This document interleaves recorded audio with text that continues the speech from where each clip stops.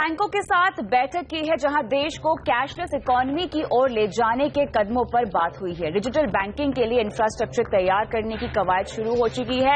आज की तारीख में जहां 80 करोड़ कार्ड अभी इस्तेमाल हो रहे हैं, वहीं बैंकों ने ई पेमेंट बेहतर बनाने के लिए सुझाव भी दिए हैं। देश में ई वॉलेट, डेबिट कार्ड का इस्तेमाल बढ़ाने को तवज्जो देने पर जोर दिया जा रहा है। आज योर मनी पर हम समझेंगे कि क्यों जरूरी है डिजिटल होना और क्या है वो तरीके जिसके जरिए आप ई मनी का इस्तेमाल बड़ी आसानी से कर सकते हैं। नमस्कार, मैं हूं कविता थपलियाल और आज आपके तमाम सवालों के जवाब देने के लिए हमारे साथ ऑप्टिमम मनी के मैनेजिंग डायरेक्टर पंकज मटपाल आज शो में शामिल हो रहे हैं। स्वागत है आपका पंकज जी।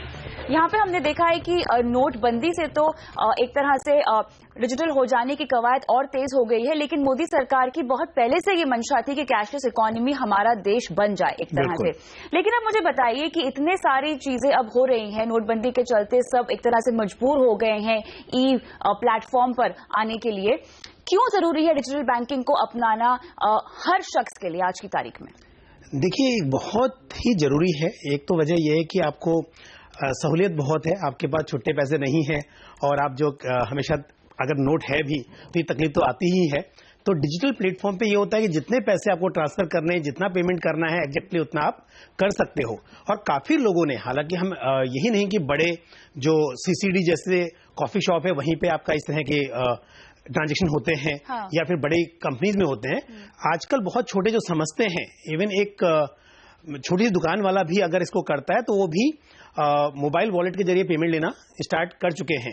तो कहने का मतलब ये है कि एक तो इसमें आपको सहूलियत बहुत है पेमेंट करने में और पेमेंट लेने में, और दूसरी बात यह है कि आपको कभी इस बात का डर नहीं कितना पैसा मुझे कैरी करना है, कितने की जरूरत पड़ेगी। तो इससे फायदा ही फायदा है डेफिनेटली। लेकिन दोनों तरफ से, मतलब पेमेंट लेने वाले अगर है इसके लिए चाहते हैं पेमेंट करना, तो लेने वालों को भी तैयार रहना चाहिए। कई बार ऐसा होता है कि आप पेमेंट करना चाहते हैं लेकिन सामने दुकान वाला बोलता है नहीं मुझे तो कैश ही चाहिए। तो इसके लिए अगर इस बात को एस्टेब्लिश करना है कि आपका ये जो डिजिटल पेमेंट मेथड्स हैं ये सक्सेसफुल हो, इसके लिए जरूरी है कि आपको थोड़ा सा एजुकेट करना पड़ेगा लोगों को। इसके बेनिफिट्स छोटी दुकान वालों को भी समझाने पड़ेंगे। उनको हमेशा ये लगता है कि नहीं कैश में पैसा है तो मेरे हाथ में है, और अभी तक जो डर है लोगों को एक डिजिटल मेथड से पेमेंट ट्रांजेक्शन करने में या ऑनलाइन ट्रांजेक्शन करने में या मोबाइल वॉलेट के जरिए मोबाइल से जो पेमेंट ट्रांसफर करते हैं, जो डर लगता है उसको खत्म करना होगा, उसके फायदे बताने होंगे।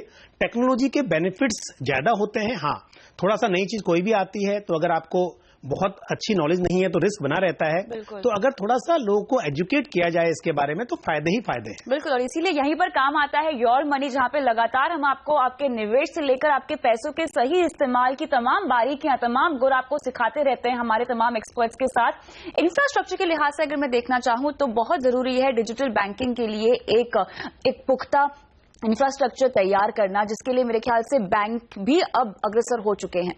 बिल्कुल, देखिए आज कोर बैंकिंग सर्विस है, ऑलमोस्ट सभी बैंक्स में फैसिलिटीज हैं। आप एनईएफटी वगैरह की बात करें तो उसके अंदर भी नेटवर्क में ऑलमोस्ट काफी ब्रांचेस होती हैं, हर बैंक है और उनकी ब्रांचेस हैं, तो बड़ा नेटवर्क है, आपको उसमें कोई प्रॉब्लम नहीं है। फिर पेमेंट बैंक्स हैं, स्मॉल बैंक्स हैं, तो आजकल ये डिजिटल मेथड से पेमेंट ट्रांसफर करने की फैसिलिटी सभी बैंक्स के पास है, और दूसरे जो बैंक्स के पेमेंट बैंक्स हैं उनके पास भी फैसिलिटी है। तो इंफ्रास्ट्रक्चर रेडी है। आपको इवन चेक से पेमेंट करने में जितना लिखने में टाइम जाता है उससे भी कम टाइम आपको पेमेंट ट्रांसफर करने में जाता है, और डेफिनेटली क्रेडिट होने में अगर किसी को ट्रांसफर करते हैं तो जो टाइम जाता है आपका चेक से पेमेंट करने में, इसमें वो टाइम भी बच जाता है। तो फायदे बहुत ही हैं, लेकिन बहुत सारी चीजें हैं इसमें अभी तक, क्योंकि जागरूकता नहीं है। जागरूकता नहीं है, यही सबसे बड़ी प्रॉब्लम है। लेकिन यहीं पर हम काम आते हैं, और आज योर मनी का फोकस होगा इलेक्ट्रॉनिक मोड ऑफ पेमेंट यानी एनईएफटी और आरटीजीएस पे। तो यहां पर हम आपको बताएंगे कैसे इन दोनों मोड ऑफ पेमेंट्स के जरिए आप बड़ी आसानी से, बड़ी सहूलियत के साथ बैंक टू बैंक पैसे ट्रांसफर कर सकते हैं। सबसे पहले हम यहाँ बात करेंगे आरटीजीएस की। समझाइए हमें कि ये मोड ऑफ पेमेंट, ये पैसा पे करने का जो तरीका है, जरिया है, इसका मतलब क्या है और कैसे इस्तेमाल होता है? देखिए, electronic payment and settlement system है। आपको पेमेंट ट्रांसफर करना है किसी को, जैसे आप चेक से करते हैं, चेक जाता है, चेक क्लियर होता है, उसी तरह से आप इलेक्ट्रॉनिक वे में आप किसी को पैसे ट्रांसफर कर रहे हैं।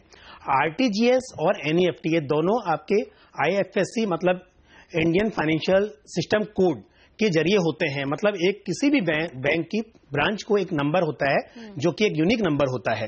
तो आप जब एक अकाउंट एक बैंक से दूसरे बैंक में पैसे ट्रांसफर करते हैं, क्योंकि ये इंटर बैंक ट्रांजैक्शन है, मतलब आपका अकाउंट किसी एक बैंक में है और जिसको आप पैसे ट्रांसफर करना चाह रहे हैं उसका अकाउंट ही दूसरे बैंक के अंदर है। तो आपके IFSC कोड के जरिए आपका पैसा ट्रांसफर हो जाता है।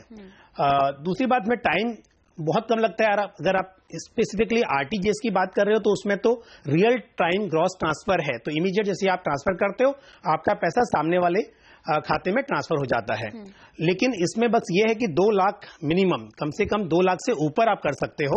अगर 2 लाख से नीचे का ट्रांसफर करना है तो आपको NEFT करना होगा। यानी NEFT के लिए जो समय जो सीमा तय की गई है ट्रांसफर करने की वो 2 लाख रुपए तक की है। अगर 2 से 10 लाख तक की सीमा में आप ट्रांसफर करना चाहते हैं तो RTGS का इस्तेमाल किया जाता है। कविता, मिनिमम जो लिमिट है NEFT की वो 1 रुपए से आप कर सकते हो, लेकिन ऊपर की लिमिट नहीं है, ऊपर कितना भी कर सकते हो।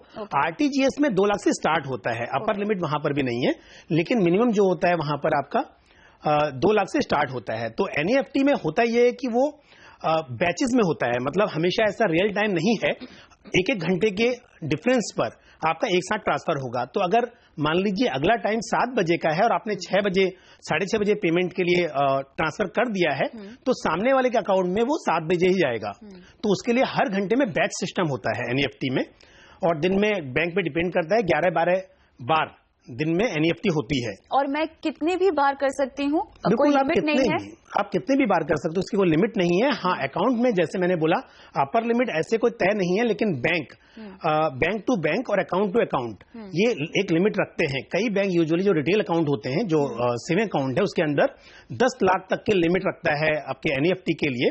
और जो करंट अकाउंट होते हैं उसमें तो करोड़ में होती है। तो लिमिट एक तय की जा सकती है एक आपके फाइनेंशियल रिस्क को मैनेज करने के लिए। अदरवाइज जो लिमिट है वो RBI की तरफ से मिनिमम के लिए है कि मिनिमम में आपका RTGS में आप 2 लाख से कम का ट्रांसफर नहीं कर सकते, और NEFT में आप 1 रुपए का ट्रांसफर भी कर सकते हैं। करते हैं यहाँ पर कितना समय लगता है दोनों में, अगर मैं दोनों के जरिए ट्रांसफर करूं तो? RTGS तो रियल टाइम है, जब ट्रांसफर करोगे इमीडिएट हो जाएगा। लेकिन NEFT जैसे मैंने बोला बैचेस में होता है, तो हर घंटे का, अगर सुबह पहला ट्रांसफर 8 बजे शेड्यूल्ड है और आपने 7 बजे भी किया तो 8 बजे ही होगा, या दूसरा 9 बजे है और आपने 8:30 बजे किया तो 9 बजे ही ट्रांसफर होगा। तो शेड्यूल है, या शाम को अगर लास्ट 6 बजे होना है या 7 बजे होना है, आपने उसके बाद किया तो नेक्स्ट डे जब फर्स्ट NEFT होगा उसमें होगा। तो NEFT में आपके बैचेस में हो रहा है, इसके लिए जो टाइम सेट है उस पर होगा। लेकिन दिन में जैसे मैंने बोला 11-12 बार होता है, तो इसलिए बहुत तकलीफ नहीं होती है। आपका 1 घंटे 2 घंटे में तो हो ही जाएगा, as compare to your check, जहां पे चेक आप देते हो और वो आपके 2 दिन के या 1 दिन के बाद आपके अकाउंट में पैसा आता है। यहाँ पर आपका 1 घंटे में ट्रांसफर हो जाएगा। मुझे ये बताइए, तमाम सारी ही बैंक शाखाओं में ये सुविधा उपलब्ध है? अगर मैं शहरी इलाकों की बात करूं, ग्रामीण इलाकों में भी ये तमाम सर्विसेज मुहैया कराई जाती हैं? देखिए, ग्रामीण इलाकों में भी होती है पर सभी शाखाओं में नहीं है। पहली बात तो NEFT के नेटवर्क में जितने बैंक्स हैं उनमें होगी, और उन बैंक्स की भी सभी शाखाओं में नहीं होगी, लिमिटेड। लेकिन काफी शाखाएं हैं, ऐसा नहीं है, लेकिन हाँ सभी में नहीं है। ओके। अगर मुझे ये सर्विस का इस्तेमाल करना है तो किस तरह की पेपर वर्क की जरूरत होती है? मुझे बैंक जाकर क्या क्या करना होगा? ये बात आपने बहुत इंपॉर्टेंट पूछी। लोगों को यही लगता है कि NEFT या RTGS सिर्फ ऑनलाइन होता है, ऐसा नहीं है। आपका ऑफलाइन भी होता है, ऑनलाइन भी होता है। ऑनलाइन में पहली बात, अगर आप इंटरनेट बैंकिंग करते हैं, नेट बैंकिंग का यूज करते हैं, तो आपको सामने वाला के अकाउंट, जिस अकाउंट में पैसे ट्रांसफर करने हैं, अकाउंट को रजिस्टर करना होगा पैसे ट्रांसफर के लिए। एक बार अकाउंट रजिस्टर्ड हो गया, उसके बाद आप कितनी भी बार उस अकाउंट में पैसे ट्रांसफर कर सकते हैं। यूजुअली जब आप पहली बार अकाउंट रजिस्टर करते हैं RTGS या NEFT ट्रांसफर के लिए, तो बैंक 30 मिनट के बाद या 1 घंटे के बाद पहला ट्रांसफर आपको अलाउ करता है। लेकिन उसके बाद एक बार रजिस्टर हो गया तो आप कितनी भी बार उसमें पैसे ट्रांसफर कर सकते हो, आप मोबाइल बैंकिंग के जरिए भी और नेट बैंकिंग के जरिए भी। उसी पर मैं आ रही दूसरी बात जी। पहला क्वेश्चन आपने पूछा था कि ऑनलाइन और ऑफलाइन। हाँ। अगर आप इंटरनेट बैंकिंग नहीं भी इस्तेमाल करते हैं, बैंक की ब्रांच में जाइए और वहां पर NEFT का फॉर्म होता है। वो फॉर्म भर के कि किस अकाउंट से किस अकाउंट में ट्रांसफर करने हैं आप भर के दे दीजिए, और आपके अकाउंट से पैसा डेबिट होकर सामने वाले के अकाउंट में जहां ट्रांसफर करना है वहां आपका पैसा ट्रांसफर हो जाएगा। मतलब बैंक आपको जाना भी पड़ेगा तो भी कम से कम आप जो चेक ट्रांसफर करने में टाइम लगता है वो टाइम आपका बच जाएगा। यहाँ पर मुझे बताइए, क्योंकि हमारी जिंदगी इतनी स्मार्टफोन से लैस हो चुकी है, हम सभी काम जो है अपना स्मार्टफोन पे करते हैं, पैसे भी क्या मैं स्मार्टफोन के जरिए अपने मोबाइल के जरिए ट्रांसफर करा सकती हूँ IMPS MIT के जरिए? बिल्कुल, आप अगर एक बार नंबर रजिस्टर्ड कर लेते हैं तो उसके बाद आप NEFT, RTGS, IMPS, UPI सारी सर्विसेज का बेनिफिट ले सकते हैं। तो मोबाइल के जरिए तो जो सुविधाएं आप जो चीज ट्रांसफर आप ऑनलाइन नेट बैंकिंग के जरिए करते हैं वही आप मोबाइल ऐप पर जाके भी कर सकते हैं। और क्योंकि आपने अभी पूछा IMPS के बारे में, ऐसे जैसे अभी UPI आया है वहां पर तो आपको अगर किसी भी बैंक के ऐप से, यूजुअली पहले क्या होता था अगर आपको एक पर्टिकुलर बैंक के अकाउंट से ट्रांसफर करना है तो उस बैंक के ऐप से ही कर सकते थे, लेकिन ये UPI के अंतर्गत तो आपको किसी भी बैंक का अगर ऐप यूज कर रहे हैं वहां से आप दूसरे बैंक में पैसे ट्रांसफर कर सकते हैं। तो सुविधाएं बहुत हैं आपके पास, NEFT है, RTGS है, UPI है, IMPS है और डायरेक्ट क्रेडिट फैसिलिटी है। अगर सेम बैंक के अकाउंट में करने हैं, मतलब मेरा अकाउंट भी एक उसी बैंक में जिसमें आपका है, तो मैं आपको सामने उस बैंक में विदाउट RTGS NEFT भी ट्रांसफर कर सकता हूं, जिसको हम डायरेक्ट क्रेडिट कहते हैं। बिल्कुल, तो यहाँ पर कई सारे जरिए हैं जिसके जरिए आप पैसों का लेन देन कर सकते हैं, ट्रांसफर कर सकते हैं अपने फंड्स। यहाँ पर कमी थी केवल जागरूकता की, जो हमने कोशिश की है योर मनी के जरिए हम आपको पूरी तरह से जानकारी दे दें कि कैसे डिजिटल बैंकिंग की ओर आप बढ़ सकते हैं और कैशलेस आप अपनी जिंदगी बिता सकते हैं। लेकिन फिलहाल रुकते एक छोटे से ब्रेक के लिए, ब्रेक के बाद शुरू करेंगे सवाल जवाब का सिलसिला। बने रहें।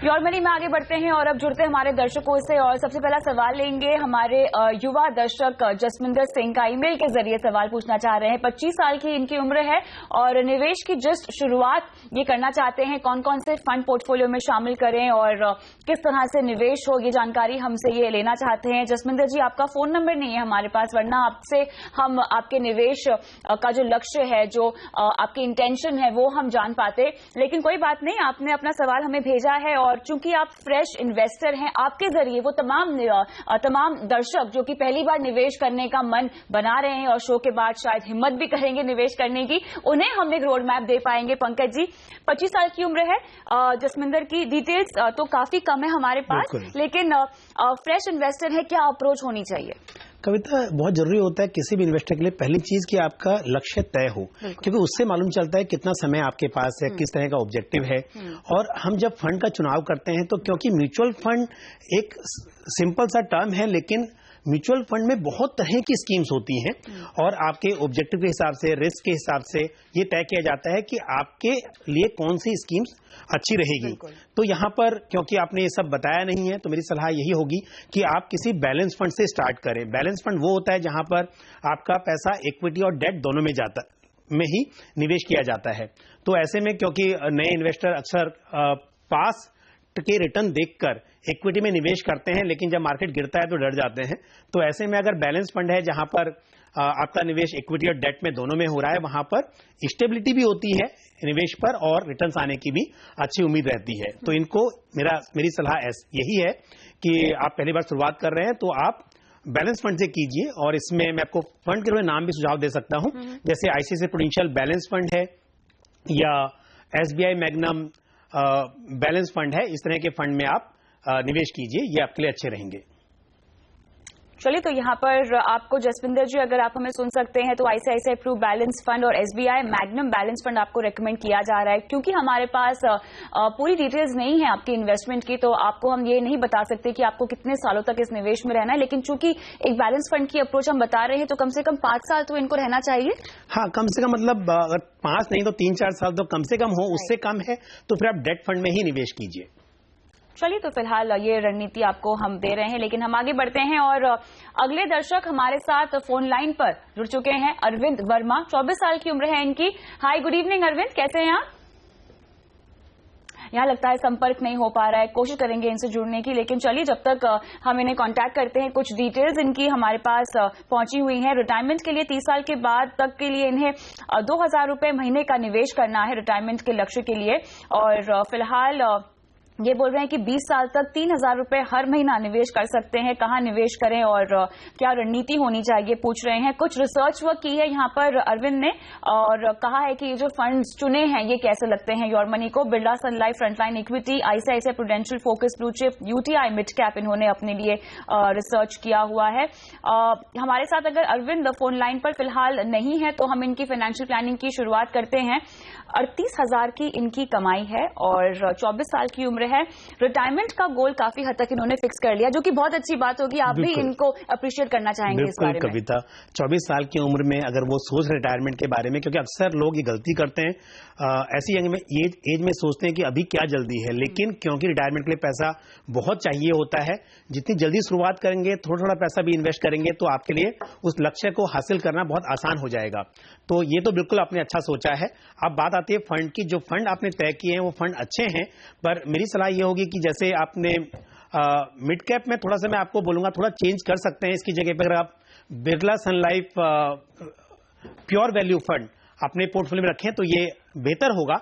इसके लिए अगर आप Birla Sun life pure value fund और साथ में उसमें 2,000 रुपये आप निवेश कर लें, 1,000 रुपये महीना आप Birla Sun Life frontline equity fund में निवेश करें, और साथ में आप अगर और आपने बोला था 2,000 रुपये, जिसके लिए मैं सलाह दूंगा कि ICICI Prudential focus blue chip. तो इस तरह से 3 फंड में आपके पास 2 लार्ज कैप फंड होंगे और एक आपके पास में मिड कैप फंड होगा। इस तरह से अपने पोर्टफोलियो में एसआईपी के जरिए निवेश कीजिए ताकि आपका जो लक्ष्य है वो जरूर हासिल होगा। बिल्कुल अरविंद जी, चूंकि अरविंद को हमने रेकमेंड कर लिया है रिटायरमेंट के लिए प्लान, पंकज जी मुझे ये बताइए, क्योंकि ये एक यंगस्टर हैं और ठीक है मेन बड़े गोल्स लाइनअप हो चुके हैं रिटायरमेंट के और आगे चलकर शायद शादी का भी गोल अपना फिक्सअप कर लेंगे, फिर बच्चों की पढ़ाई लिखाई, लेकिन एस्पिरेशंस भी होती हैं और आपके कुछ शॉर्ट टर्म गोल्स भी होते हैं। गोल्स के हिसाब से निवेश करने का जो तरीका है वो कितना सही है फाइनेंशियल प्लानिंग में? कविता, बिल्कुल ये बहुत ही जरूरी है, क्योंकि जब गोल तय होते हैं तभी मालूम चलता है किस तरह के फंड में या कैसे एसेट क्लास में आपको निवेश करना चाहिए। तो पहले आप जैसे कंटिंजेंसी के लिए फंड रखें। हमेशा जैसे नए इन्वेस्टर है रिटायरमेंट के बारे में सोचा, ये बहुत ही अच्छी बात है, लेकिन साथ में जरूरी है कि कंटिंजेंसी के लिए पैसा होना चाहिए। नहीं तो अक्सर ये होता है कि लोग फिर इक्विटी में से विड्रॉ करना स्टार्ट कर देते हैं, जहां पे एग्जिट लोड भी पे करना पड़ सकता है या मार्केट उस वक्त थोड़ा नीचे है तो आपको लॉस बुक करना पड़ता है। इसके लिए कंटिंजेंसी के लिए आप लिक्विड फंड में अपना पैसा रखें ताकि किसी भी वक्त निकाल सकें। फिर अगर शॉर्ट टर्म है आपका 1-2 साल के लिए आप निवेश कर रहे हैं तो वहां पर कुछ बॉन्ड फंड में आप निवेश कर सकते हैं। डायनेमिक बॉन्ड फंड में आप निवेश करें, वहां पर आपके लिए अच्छा रहेगा। फिर अगर आपके पास में होराइजन 3 साल के आसपास है, कोई गोल आपका 3 साल 4 साल में आने वाला है, तो बैलेंस फंड या दूसरे हाइब्रिड फंड है वहां पर निवेश करें। और 5 साल से ऊपर का गोल है तो मैक्सिमम इन्वेस्टमेंट आपकी इक्विटी फंड में होनी चाहिए। चलिए, तो यहाँ पर अरविंद हमने आपको ये तमाम सलाह दे दी है। अगर आप हमें सुन सकते हैं तो अपने निवेश की आप शुरुआत कीजिए इन तमाम फंड्स के जरिए। रुकते हैं छोटे से ब्रेक के लिए।